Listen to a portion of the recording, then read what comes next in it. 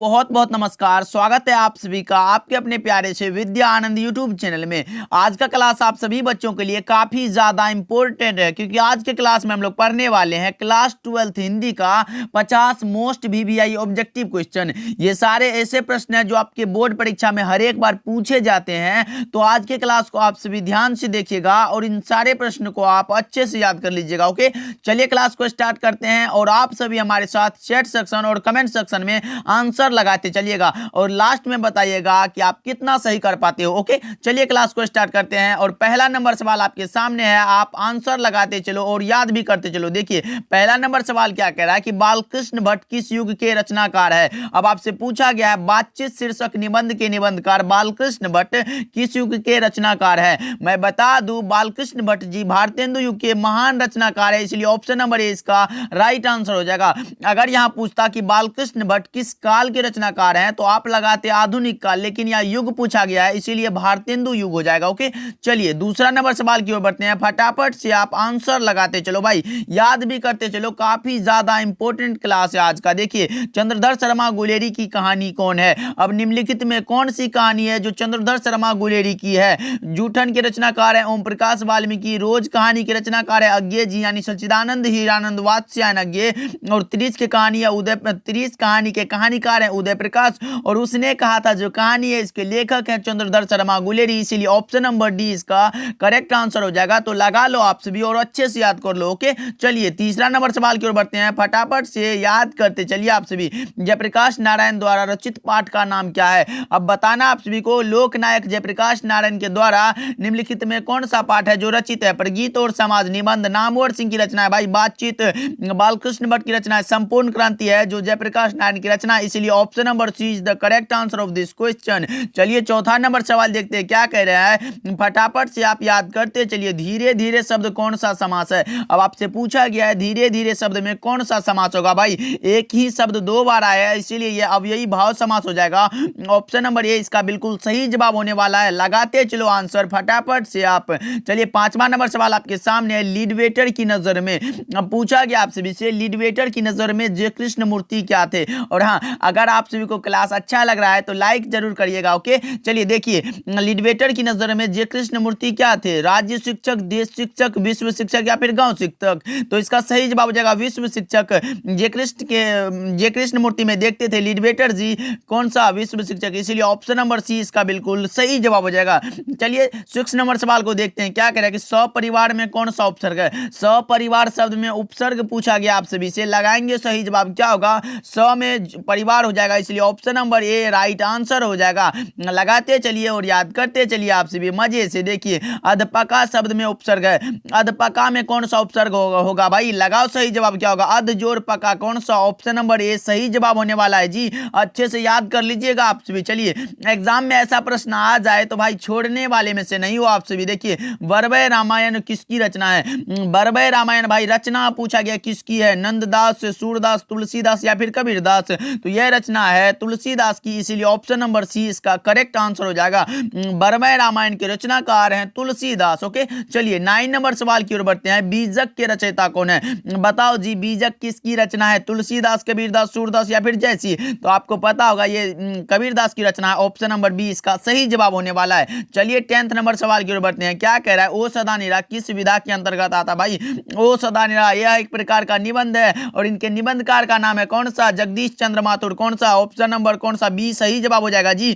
लगा लो ओ सदा निरा एक प्रकार का निबंध है। ओ सदा निरा जगदीश चंद्र माथुर की रचना है, ये भी ध्यान में रखिएगा आप सभी। चलिए नेक्स्ट सवाल की ओर बढ़ते हैं। फटाफट से आप याद करते चलो। सिपाही की मां के रचयिता कौन है भाई। अब लगाओ जी सिपाही की मां यह एक प्रकार का एकांकी और इनके एकांकीकार का नाम है कौन सा, Mohan Rakesh. Option number A इसका राइट आंसर होने वाला है जी। अच्छे से याद कर लो आप सभी। 11 का is the correct answer. 12 number सवाल देखिए क्या कह रहा है कि शिक्षा शीर्षक निबंध के निबंधकार कौन है। शिक्षा शीर्षक निबंध के रचनाकार कौन है जी, बताएंगे आप सभी। जय कृष्ण मूर्ति, मलियज, मोहन राकेश या फिर उदय प्रकाश। आपको भी पता है और मुझे भी पता है कि इसके रचनाकार हैं जय कृष्ण मूर्ति, इसलिए ऑप्शन नंबर ए लगाएंगे। बिल्कुल सही जवाब होने वाला है। चलिए 13 नंबर सवाल की ओर बढ़ते हैं कि अर्धनारीश्वर शीर्षक पाठ के लेखक कौन है। अब बताओ जी, अर्धनारीश्वर शीर्षक पाठ यानी निबंध जो है उसके निबंधकार का नाम पूछा गया है। आपको पता होगा कि अर्धनारीश्वर शीर्षक पाठ के लेखक है रामधारी सिंह दिनकर, इसलिए ऑप्शन नंबर सी इसका सही जवाब हो जाएगा। अर्धनारीश्वर यानी आधा नारी और आधा पुरुष, और कौन सा शंकर और पार्वती का कल्पित रूप है अर्धनारीश्वर, इसको भी ध्यान में रखिएगा, आपके बोर्ड परीक्षा में पूछा गया था। ओके, चलिए 14 नंबर सवाल देखते हैं कि जय कृष्ण मूर्ति का पूरा नाम क्या है। भाई जय कृष्ण मूर्ति का पूरा नाम पूछा गया आप सभी से, जिद्दू कृष्ण मूर्ति। क्या जिद्दू कृष्ण मूर्ति, तो option number B right answer हो जाएगा, तो याद रखिएगा आप सभी।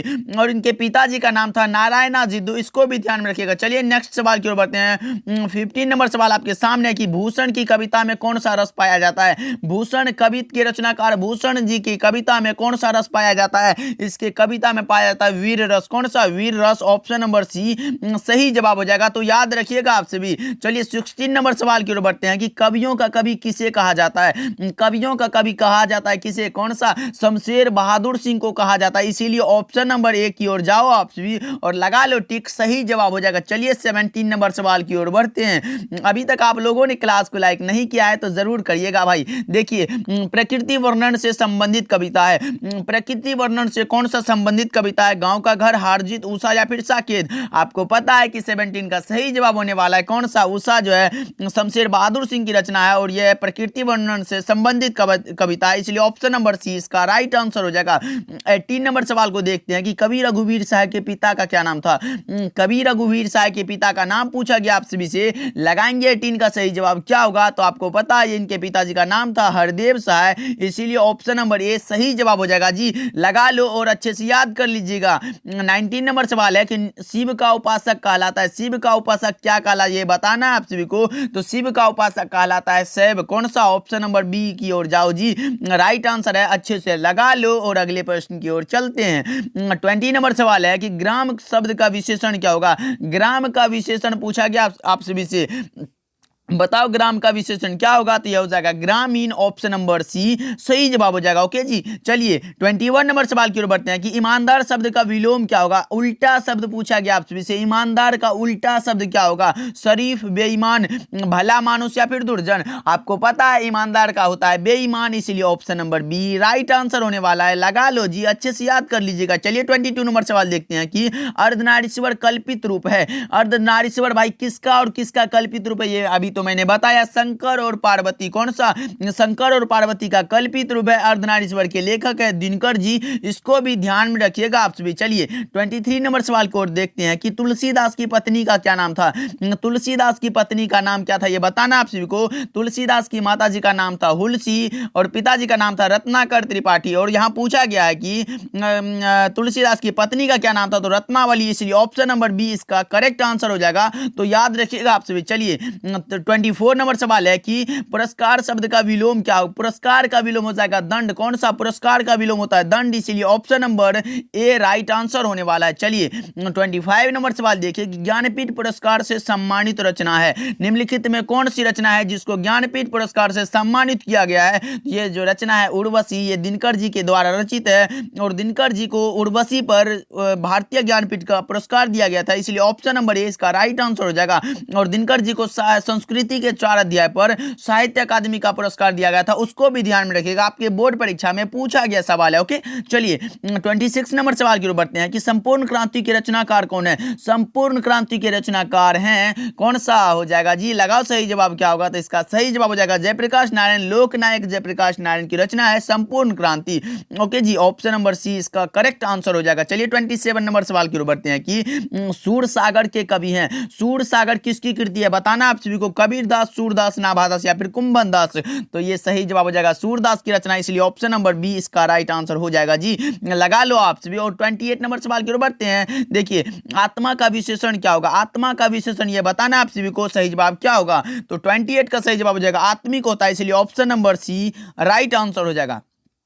चलिए 29 नंबर सवाल आपके सामने कि जन जन का चेहरा एक शीर्षक कविता के कवि कौन है? जन जन का चेहरा एक गजानन माधव मुक्तिबोध की रचना है। ऑप्शन नंबर बी लगाओ, सही जवाब हो जाएगा। जन जन का चेहरा एक रचना है गजानन माधव मुक्तिबोध की। ओके, चलिए 30 नंबर सवाल है कि भूषण किस काल के कवि माने जाते हैं? भूषण जी रीति काल के कवि है। कौन सा? रीति काल के कवि हैं। जैसे हो गया 4 कवि आते हैं भक्ति काल के, जैसे मलिक मोहम्मद जैसी, तुलसीदास, सूरदास और नाभादास। ये 4 कवि आते हैं भक्ति काल के, और सिर्फ भूषण जी आते हैं रीति काल में, और जितने भी कवि हैं ये सब आते हैं आधुनिक काल में। क्या? आधुनिक काल में आते हैं। तो अच्छे से याद कर लो आप सभी। चलिए 31 नंबर सवाल को देखते हैं। उसने कहा था कहानी के नायक हैं। उसने कहा था कहानी के नायक का नाम है लहना सिंह। कौन सा? लहना सिंह। तो ऑप्शन नंबर ए इसका करेक्ट आंसर हो जाएगा।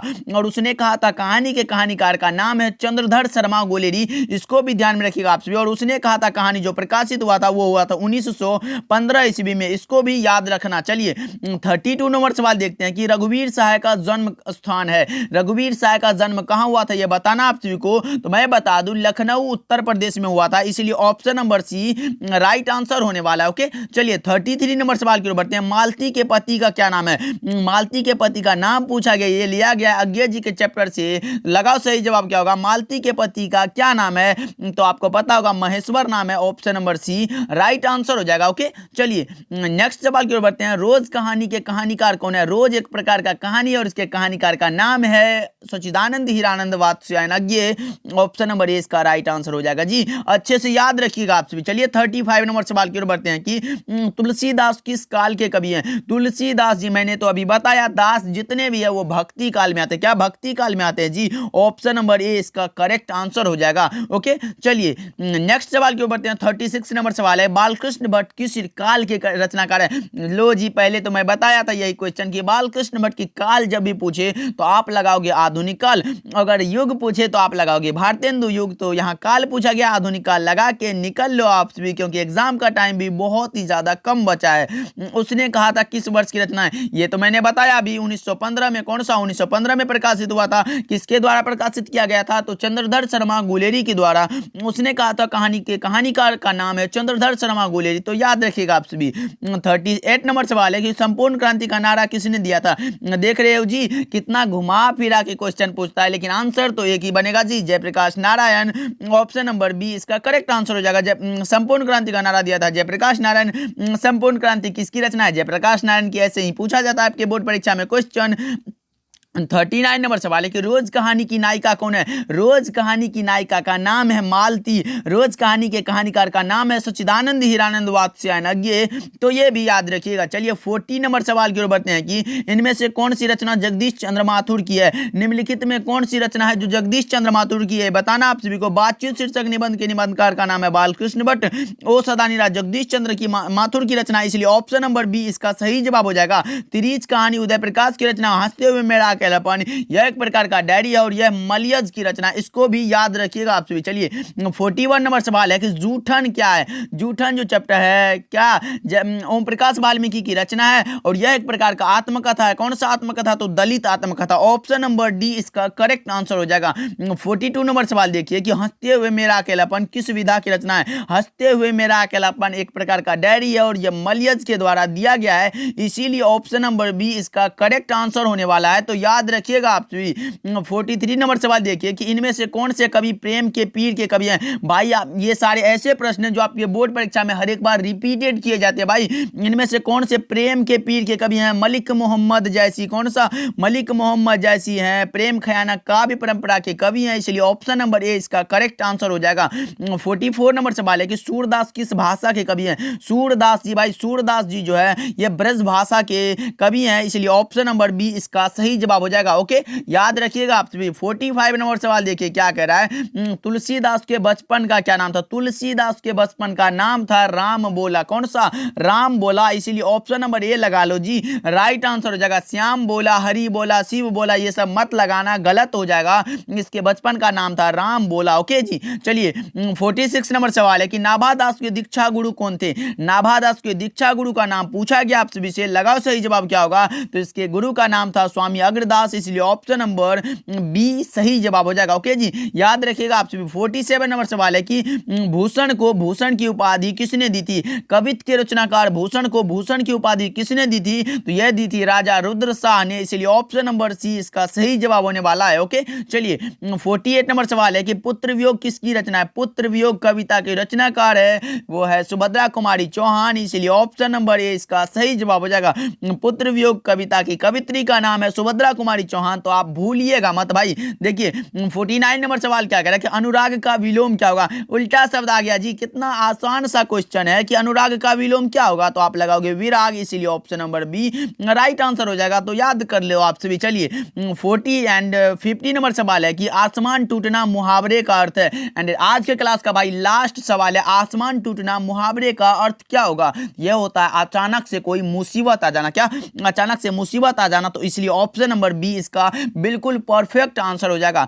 तो चलिए आप कमेंट करके बताओ आप भी कि कितना सही हुआ इस 50 क्वेश्चन में, और सच सच बताना कितना सही कर पाए। 50 में 50 नहीं हुआ कोई बात नहीं, लेकिन इसको अच्छे से याद कर लीजिएगा, तब 50 में 50 जरूर हो जाएगा। ओके, मिलते हैं अगले क्लास में, तब तक के लिए आप अपना ध्यान रखिएगा और अच्छे से याद कर लीजिएगा।